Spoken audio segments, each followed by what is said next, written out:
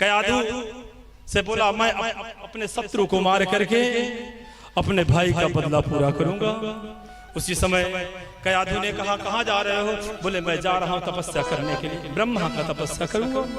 और सही बताऊं जितने राक्षस होते ब्रह्मा की ज्यादा तपस्या करते हैं, क्योंकि ब्रह्मा की पूजा कम होती है ना। ब्रह्मा का सिर्फ एक मंदिर बना कहाँ पर? पुष्कर में। एक कलयुगी भगत था, कलयुगी भगत, उन्होंने एक महात्मा के पास जाकर के बोले महाराज मैं भगवान की तपस्या करना चाहता हूँ, और किस भगवान की तपस्या करूं? कौन भगवान जल्दी खुश होते हैं? बोले ब्रह्मा की तपस्या करो, क्योंकि ब्रह्मा की पूजा कम होती है।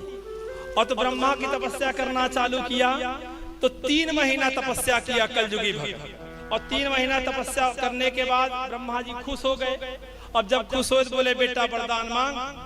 तो बोले ब्रह्मा दादा आप आ गए तो वरदान की क्या जरूरत है? और कलयुगी भगत, और कलयुगी भगत अगर 1 रुपया चढ़ा तो जान लेना कि 1 लाख का डिमांड करेंगे। प्रेम से बोलो।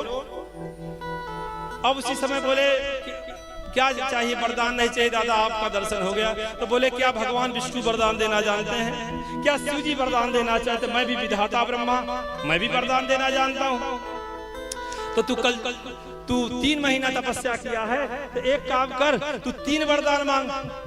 अब कलयुगी भगत बोले 3 वरदान मांग। तो बोले ठीक है 3 वरदान मांग रहा हूँ। एक वरदान कलयुगी भगत मांगा कि मेरा घर बन जाए, दूसरा वरदान मांगा कि मेरा विवाह हो जाए, और तीसरा वरदान मांगा कि 3 वरदान देने के लिए फिर आ जाओ। 2 वरदान मांग लिया, तीसरे में बुकिंग करा लिया। फिर एक दिन बरसात होने लगी तो बोला ब्रह्मा, और ब्रह्मा आगे बोले क्या है बताइए भैया? बोले मेरे घर के ऊपर बरसात ना हो आज से। बोले ठीक है। बोले दूसरा वरदान दे दो मेरे बेटा हो जाए, और तीसरा वरदान 3 वरदान देने के लिए फिर आ जाओ। 2 वरदान मांगता, तीसरे बुकिंग करा लेता। अब एक दिन पेट में दर्द चालू हो गया। जब ब्रह्मा है तो डॉक्टर की क्या जरूरत है? बोला ब्रह्मा, और ब्रह्म देवता बात के बहुत पक्के होते हैं। बोले हाँ भैया। बोले एक वरदान दे दो मेरा पेट का दर्द ठीक हो जाए, और दूसरा वरदान दे दो तो मेरे नाती हो जाए, और तीसरा वरदान 3 वरदान देने के लिए फिर आ जाओ। 2 वरदान मांगता, तीसरे में बुकिंग करा लेता। ब्रह्मा की हालत खराब हो गई।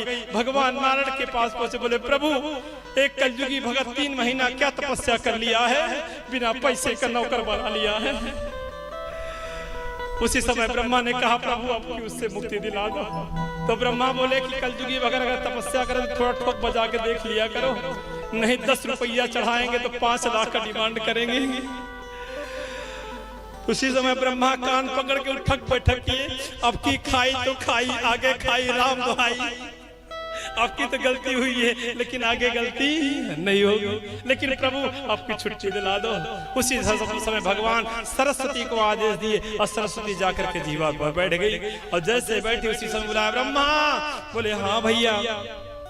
बोले एक वरदान दे दो कि अब मुक्ति मिल जाए, और दूसरा वरदान दे दो मुक्ति मिल जाए, और तीसरा वरदान दे दो कि छुट्टी मिल जाए।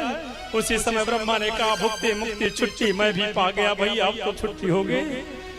प्रेम से बोलो। तो कलयुगी भगत तो ऐसे हैं भैया, अगर 10 पैसा कपूर जलाएंगे तो 5 लाख का डिमांड करेंगे। जो धावे फल पावे, सुख आ जाए, संपत्ति आ जाए, और पड़ोसी का माल सब मेरा हो जाए। 10 पैसा कपूर जलाते हैं आरती में, अंत में सफाई कितना देते देखे हो? तन मन धन सब अर्पण, सब कुछ है तेरा स्वामी, सब कुछ है तेरा, और तेरा बोलो ना क्या लागे मेरा होम दे। हे प्रभु तनो तुम्हारा है, मनो तुम्हारा है, लेकिन तिजोरी से 10 रुपए निकालना ना पड़े। आज के जितने भगत है ना, से बोलो